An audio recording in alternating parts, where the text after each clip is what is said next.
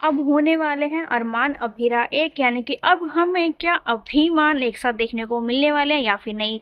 आज हम इसी बारे में बात करने वाले हैं। तो देखो भैया, अभीरा जो है वो अपने दर्द से जूझ ही रही थी, और उन सारी चीज़ों के वजह से जो भी पास में उसके साथ हुआ, तो उसके वजह से वो मसूरी चली जाती है दादी साहब के साथ में और अपनी बेटी के साथ में अपने दर्द से जूझने के लिए। कितने में अरमान भैया भी वहीं आ जाते हैं अपनी वाइफ को हनीमून ट्रिप के लिए। अब इन सारी चीज़ों में कहीं ना कहीं अरमान जो है वो अभीरा के करीब जाने लगा, क्योंकि जब एक ही जगह पे ये दोनों होंगे तो क्लोजनेस आना तो बनती ही है।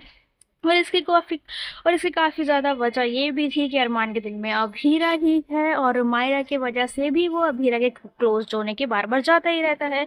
ये सारी चीज़ें गीतांजलि को बिल्कुल भी पसंद नहीं आ रही थी।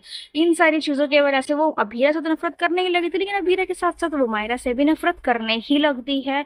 और उसकी नफरत बढ़ते बढ़ते, उसका जलन बढ़ते बढ़ते इतनी ज़्यादा बढ़ जाती है कि वो अभीरा और मायरा दोनों की जान लेने की यहाँ पे कोशिश करती है। दोनों को एक कार में बैठा के ले जाएगी और उन दोनों को मारने की यहाँ पे कोशिश करेगी, ताकि अरमान की जिंदगी से उन दोनों को हमेशा हमेशा के लिए निकाल दे। लेकिन होगा ये कि एंड वक्त पे अरमान वहाँ पे पहुंच जाएगा और दोनों की जान बचा लेगा। इसके बाद अरमान को जब ये पता चला कि ये सब कुछ गीतांजलि ने किया है, तो वो काफी ज्यादा भड़कने वाला है। वो गीतांजलि से जब डिस्कस करने के लिए जाएगा, उसे लड़ने के लिए जाएगा, कि उससे पहले ही हो जाएगी वहाँ पे गीतांजलि की मौत।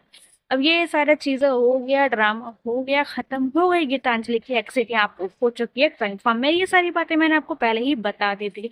लेकिन लेकिन अब आप लेकिन अब आपको अपकमिंग ट्रैक में यहाँ पे ये देखने को मिलने वाला है कि अभीरा अब ये डिसाइड करेगी कि मैं अब फिर से अपने काम पे, यानी कि अपने लॉ पर, अपने करियर पर ध्यान दूंगी और अपने आगे की पढ़ाई करूंगी। और अभीरा के पीछे पीछे अब यहाँ पे अरमान भी चला जाएगा, और वो भी वही सारी सेम चीजें करने वाला है। और उनके बीच में